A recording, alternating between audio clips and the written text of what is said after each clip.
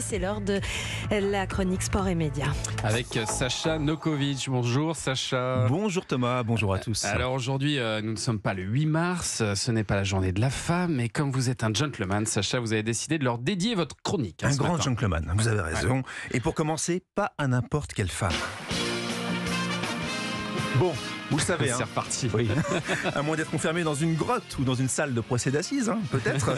Demain soir sera diffusé sur TF1 le traditionnel concours Miss France. Et d'ailleurs, petite indiscrétion pour vous, l'une des candidates, Noah Dutitre, Miss Champagne-Ardenne, est la fille d'un ancien footballeur professionnel, Jérôme Dutitre, et oui, qui avait joué à Calais, notamment finaliste de la Coupe de France en 2000. Alors Noah Dutitre décrochera-t-elle le titre de Miss France 2024 ? Réponse demain soir, bien sûr. En attendant, ce matin, je voulais vous parler des Miss France qui sont devenues journalistes de sport. Il y en a eu essentiellement 3. Rappelez-vous, Laurie Tillman, Miss France 2011 qui était sur Eurosport, Malika Ménard, Miss France 2010 sur l'équipe 21. Vous l'avez connu, Julien Pichenet sur l'équipe 21. J'ai travaillé avec elle, oui. Voilà. Et bien sûr, Sophie Talman, Miss France. Il précise, j'ai travaillé. Toujours, c'est un grand séducteur, on le sait. Sophie Talman, Miss France 98 sur TF1. Ah oui, Sophie Talman qui avait répondu à Jean-Pierre Foucault le soir de son élection. Elle lui avait dit qu'elle voulait prendre sa place, c'est ça ? À la télé. À la télé, elle l'avait mais dit. Pas dans le foot. C'était pas du tout son idée à la base. Sauf que Miss France 1998, forcément, c'est l'année de la première victoire de l'équipe de France en Coupe du Monde. Et ça avait forcément donné des idées à TF1. Le soir de la finale France-Brésil, la chaîne lui propose d'intégrer Téléfoot. Un mariage qu'au départ, Sophie Talman n'imaginait pas une seule seconde. C'est ce qu'elle m'a confié dans le cadre d'une interview à apparaître dans le magazine L'Équipe demain. Sincèrement, ce soir-là, gentiment, j'ai dit oui, mais alors au fond de moi, je ne me voyais pas du tout travailler à Téléfoot parce que c'était quand même une émission de mecs, de spécialistes. Autant que j'aimais le football, mais alors là, les règles du foot, elle et moi, ça faisait 3, quoi. Je comprenais rien. J'ai toujours pas compris ce qu'était un coup franc, donc à l'époque, je me disais non, c'est pas possible, quoi. Voilà. Bon, sauf qu'après la Coupe du Monde, les joueurs, les Bleus, deviennent des rockstars et la chaîne veut apprendre à les connaître davantage, notamment leur personnalité hors terrain.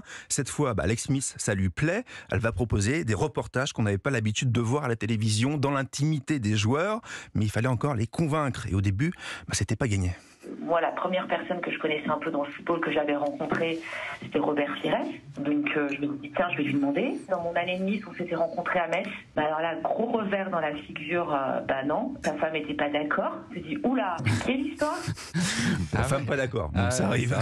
La femme de Youri Djorkaeff, elle est d'accord. Donc il dit oui, il donne en premier son accord, l'attaquant se livre et ça marche. Le reportage plaît, les portes s'ouvrent pour Sophie Talman qui chaque dimanche vient sur le plateau de Téléfoot,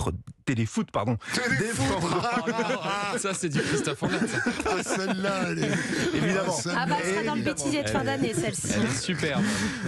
Elle vient sur le plateau défendre son reportage avec parfois d'autres petits quiproquos. Elle se permet de venir défendre dans Téléfoot. C'est joli. Voilà, bien vu. On l'écoute. Alors Sophie, tout à l'heure, vous nous avez parlé d'une matinée à Londres avec Marcel Desailly, mais vous avez également passé une partie de l'après-midi avec lui. On a passé l'après-midi et même plus. Mais bon, c'est vrai que c'était une journée un peu spéciale puisque votre femme et vos enfants n'étaient pas là ce jour-là, donc vous en avez vraiment profité pour faire ce que vous n'aviez pas le temps de faire habituellement. Voilà, les petits quiproquos, il y en a eu d'autres. Bon. En 2002, après 3 saisons et surtout le fiasco des Bleus en Coupe du Monde de foot, les moyens de Téléfoot diminuent et la rubrique de Sophie Talman disparaît. Mais bon, les autres Miss, c'était pas beaucoup mieux. Dans les médias sportifs, ça ne s'est pas éternisé, notamment Malika Ménard, Julien, n'est-ce pas ? Mais pour Laurie Tillman, ce n'est pas complètement fini. Petite indiscrétion, une autre du jour. France Télévisions pourrait faire appel à elle dans son dispositif des Jeux Olympiques de Paris l'été prochain. Reste juste à savoir dans quel rôle.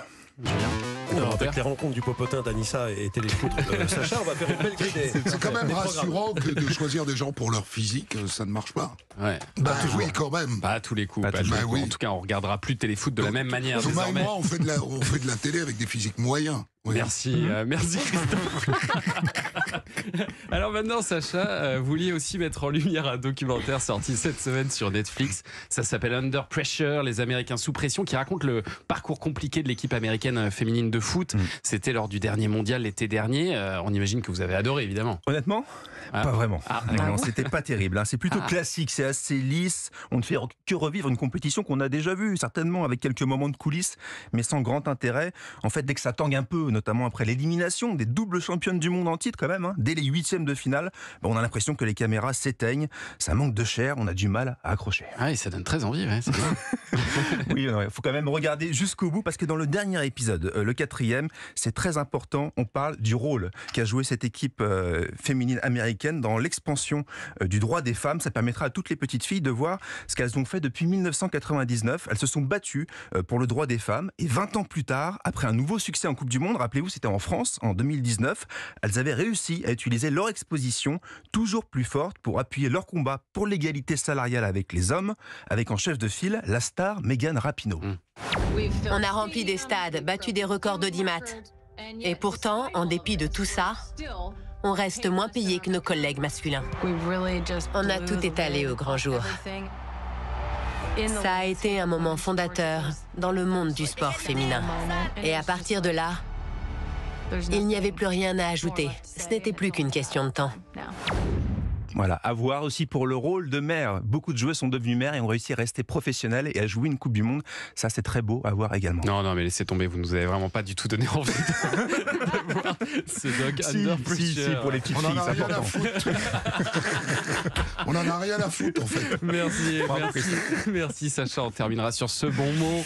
On s'est régalé avec vous ce matin, Sacha, et on vous retrouve vendredi prochain. D'ici là, on peut bien sûr vous lire dans l'équipe.